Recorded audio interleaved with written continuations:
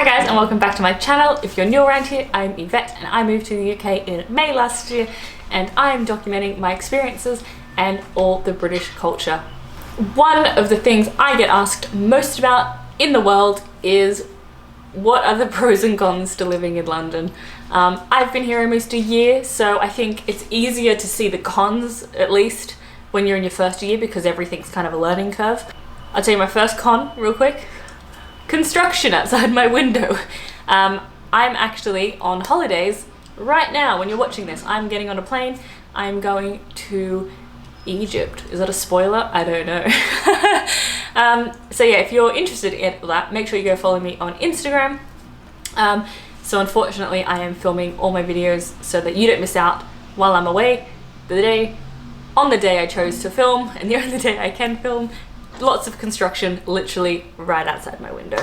So prepare for a bunch of construction over the next, I don't know, 8 videos. Back to the video. Yes, pros and cons. I think when you're first in a country, you're learning how to adjust, and that's when you find a lot of barriers or things that aren't the same and a lot of learning curves. So I think being here almost a year now, I'm in a good position to fully understand the experience because I have floundered and found my feet and swimming great now. So the first pro I have is the variety of people, variety of cultures. Because of the variety of cultures, you get so much different food, different events, different everything, different stores. So in May there will be a carnival for, like, I think it's the Caribbean, sorry if I'm wrong, in Notting Hill, and you'll also get Christmas markets for the traditional British culture, and then you'll get a lot of Chinese New Year, Lunar New Year celebrations in January. You can experience so many different cultures while just living in one city, which I think is, as someone who likes to travel and experience cultures, if I can do that while I'm in my home, that is fantastic, that's the best. It also just has more variety, so like if you have more people, more experiences, more different foods, it just so much better variety of life. You don't really get bored. I can go and have Thai food, or I can go and get Ethiopian food, and I can get Indian food, which the Indian food is amazing. If you took a time machine and went back 100 years and said to someone, oh, I can eat Indian food, blah, blah, blah, or I can eat Indian food, Ethiopian and Thai food within the same day, they would be shocked because you couldn't do that without traveling. So it takes the time and money out of traveling for at least a partial bit, a bit of escapism. So I love that. Con, let's get it out the way early, is the price. So the price of property is absurd. An apartment goes for $1 million or 400, 500 realistically, £500,000. Even just getting the tube, while the tube is fantastic and will come up as a pro later, not cheap. It pretty much always costs about £6.20 no matter where you're going. And then the bus, it's another £1.50, so you can end up spending, like, for me it would be close to $15 just on transport for a day, which that's a decent chunk of money. If you think of like what the minimum wage for an American is, like that's double with 2 hours work just to get to work. Just to put in context, obviously you get paid better in the UK, but for anyone who's coming to visit the UK, if you are from the US, that's why I'm doing that comparison. While we're on the transport, I'll say it's a pro. Despite its price, it's amazing. The tube goes everywhere. Everywhere is so well connected. You've got the DLR line, the tube, the overground, then obviously National Rail, which is its own other thing. Then you've got buses on top of that. And I think there might be a tram, but I haven't seen it, but I've heard rumors of a tram. Everything is so well connected and it runs really well. I know people say the trains get delayed a lot. I think maybe the National Rail do. However, the tube in that, I never wait more than like maximum 3 minutes. If there's something drastic going down, it's snowing, it might be delayed 6 minutes. From where I come from, my tube, we have it called City Rail, is our like tube thing, like TfL London. It's called City Rail. It's more publicly known as Shitty Rail or City Fail. At peak hour, one train will come every 15 minutes. That's it at peak hour. If you're going outside of peak hour, it will come one every 40 minutes, and that's your city line. So if you just want to cross like the other side of the city, that's what you're looking at. And if you miss your train, you've got to wait 15 minutes. Coming to somewhere that I can only wait like 2 to 3 minutes is amazing. Something that I'm learning about more and more is the pollution in London. I don't feel it, but I read all of the statistics and they all tell me, you know, science is science, and they tell me that the pollution air quality isn't great. I live in quite a green area, so I don't know if it's like I just see green and my brain tricks me into thinking it's clean air. But I do notice it a bit on the tube, like when you're underground and you can kind of see it in the air. I do notice that, but fortunately I don't hang out in there too long. I'm in and out, but I do worry sometimes about the long-term implications if you live here, or if you're a child living here. I worry for that. But then I also ask the question, is there anywhere in the world that is this built up with this many people and opportunities that does have good air quality? Because that is what I'd like to be interested in learning more about, is what have they done differently? So how can we implement that? I will say the government is good at least trying. Well, we'll see what actually happens, but they say they're going to try and improve air quality, which they've been doing with these with extra taxes around as well. So we'll see what happens, but I like the intent. The intent is there. My number one favorite thing about London is how much stuff is happening. There's always an event on. Very rare do I have to like struggle to find something to do. If anything, there's too much to do. I will say January had the Lunar New Year celebrations, which looked amazing, but I was busy with work, so I couldn't celebrate, unfortunately. February had Valentine's Day, which if you watched my Valentine's Day video, didn't have that much happening, but every other month in the summer, there's always some outdoor event. There'll be some live music, a beer garden, rooftop bars. There's concerts constantly. You can always find someone to go and see. Stadiums for sports games, not my thing, but it's good to have the option. One day I want to get tickets to a Premier League game for Daniel because he loves that, but I have no idea how you did that. Please someone tell me how to get Premier League tickets, because he loves it, but we're not members of anything, so I don't know how to get tickets. So yeah, would love to know more. Be a great like surprise if I could figure it out. But there's also so much theatre, so many theatre shows. I've seen more theatre in the year I've lived here than I have in my entire life. There's also different food. There's always a food festival, a flower market, food night market. So much happening, more so in the summer, but generally it's pretty good other than the first half of the year where everything's a bit rubbish. My next con, I've mentioned this before, but crime in London isn't the best. Now, the benefit of the crime, if that is even a thing, is that it's not violent crime. There obviously is gang on gang and stabbings, but generally your day-to-day life, you're not going to get stabbed. You probably will get robbed though. Probably get mugged or broken into, which is the hard part. So I've lived in my flat for almost a year and our cars have been broken into twice, and then Daniel had his phone stolen out of his hand by a moped just walking on the side of the road. And we live in a nice area too, so I can only imagine how much worse it is. I was talking to a friend who lives, I think he lives now near South Bank, near Canary Wharf. Is that near South Bank? I don't even know. And they were saying they live in an apartment block and they have underground parking, but any of the cars that park on the street, like once a month, someone just goes past with like a crowbar and just smashes in all the windows.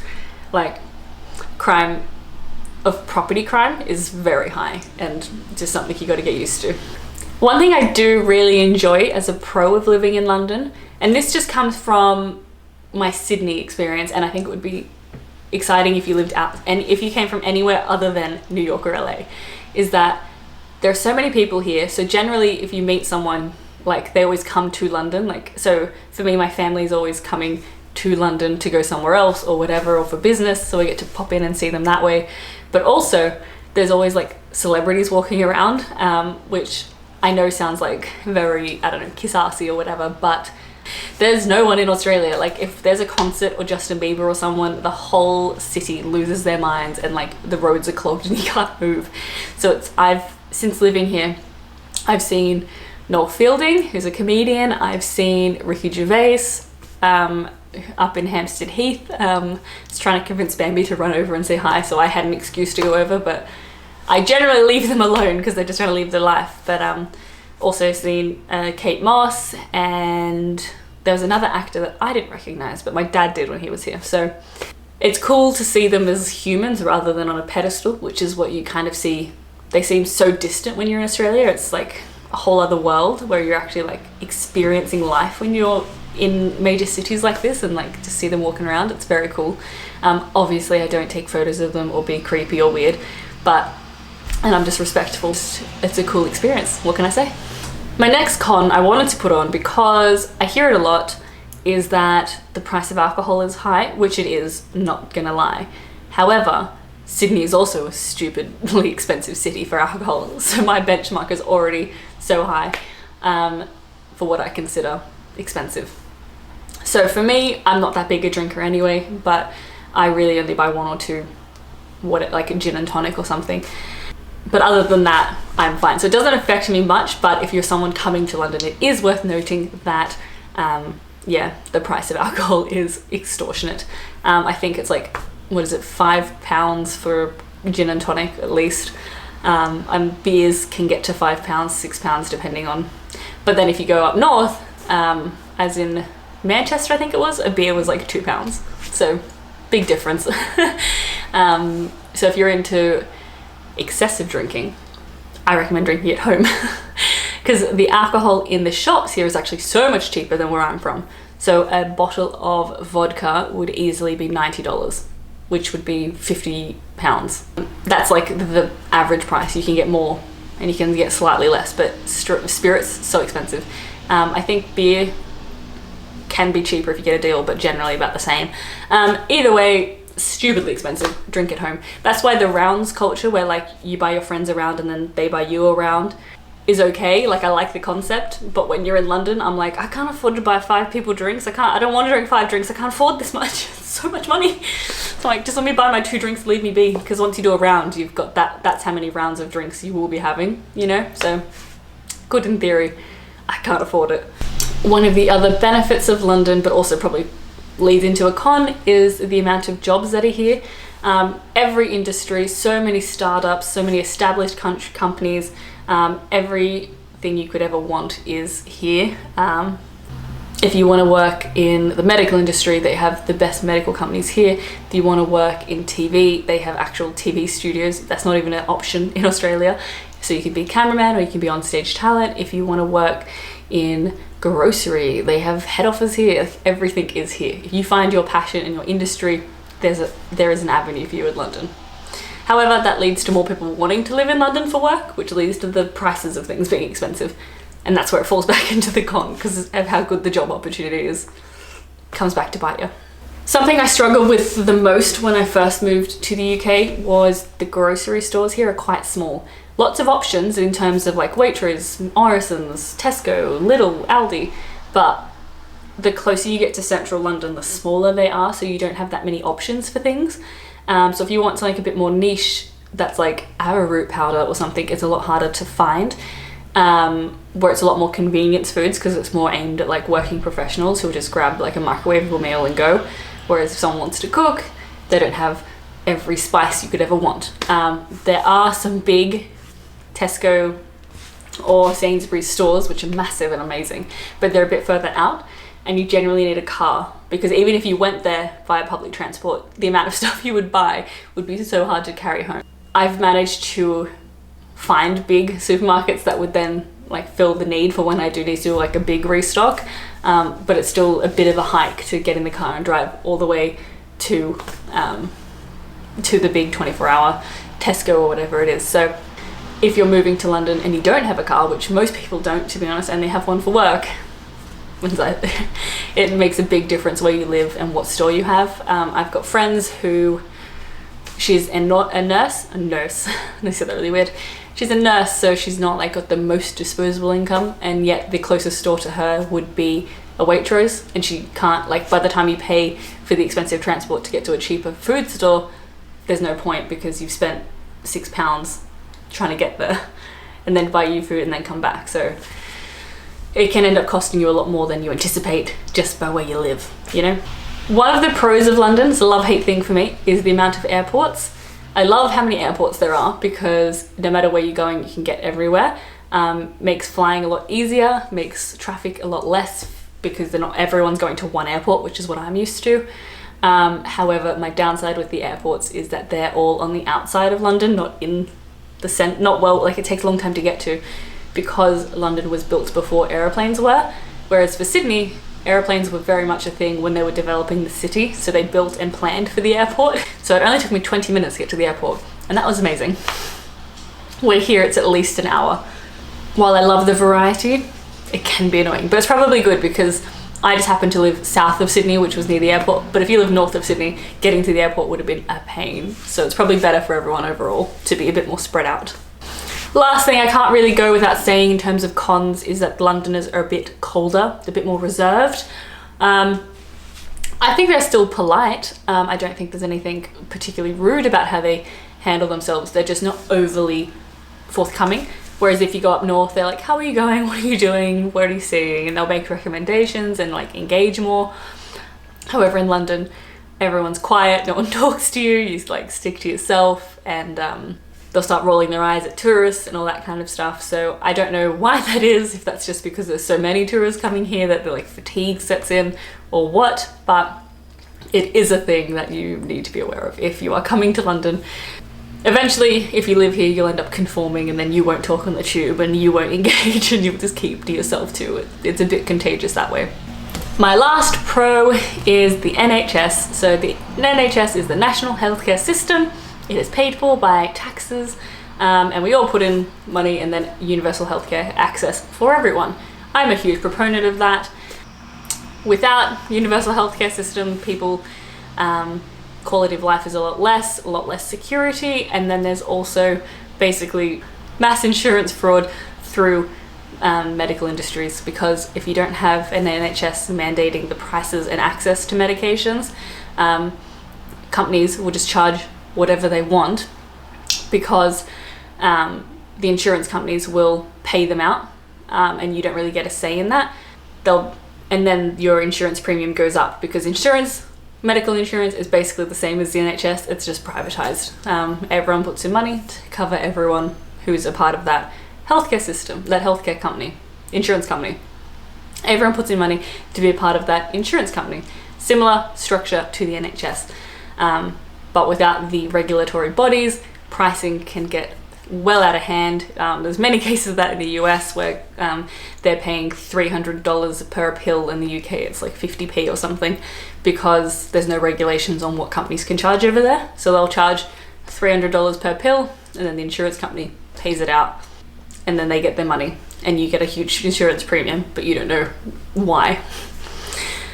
So there we go. I love the NHS. I will protect it at all costs. Australia is the same, but because of my industry, I know lots about it, and if you actually look into what Americans are paying, it's crazy, and we should fight for the NHS. It's the best invention anyone's ever come up with, is to have universal healthcare.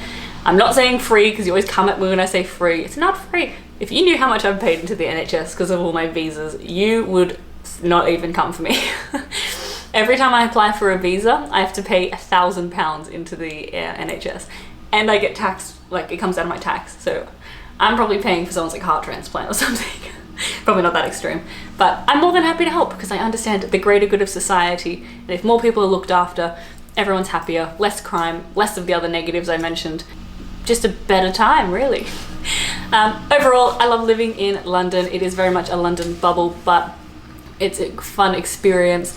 I also love generally the UK as well, but I can't talk to living anywhere else in the UK because I've only lived in London. So tell me in the comments below if you have any pros or cons to living in London that I haven't covered. I think I covered a lot of the main ones. But give this video a thumbs up if you enjoyed it, and thank you so much for watching.